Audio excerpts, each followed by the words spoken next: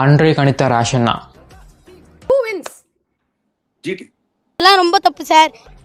நேற்று தான் சொன்னாரு ப்ரிவியூ மேட்ச்ல ஜிடி பவுலிங் எடுத்தா வின் பண்ணிடுவாங்கன்ட்டு. அண்ட் அதே மாதிரி பிசர் தான் வின் பண்ணிட்டாங்க with Jason Holder dominated. Match ஸ்டார்டிங்லேயே விராட் ராதாகிருஷ்ணனுக்கு இன்னைக்கு ஒரு 50 கன்ஃபார்ம் இருந்தேன். அண்ட் செகண்ட் ஓவர்லேயே 5 பவுண்டரிஸ். அப்பவே நான் ஆர்சிபி டாமினேட் பண்ணி வின் பண்ண போறான்னு நினைச்சேன்.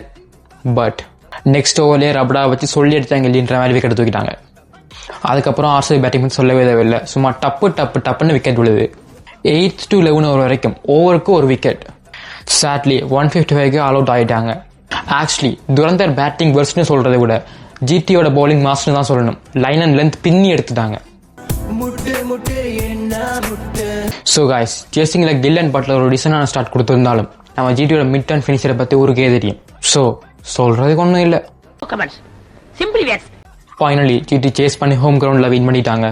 ஆர்சிபி அகைன் 49 ஆல் அவுட் ஃபார்முக்கு வந்தாங்கன்னு சொன்ன சிஎஸ்கே ஃபேன்ஸ் எல்லாருக்கும் இன்னொரு ஹாப்பி நியூஸ் ஆண்டா. சிஎஸ்கே பிளே ஆஃப் சான்ஸே இல்லை.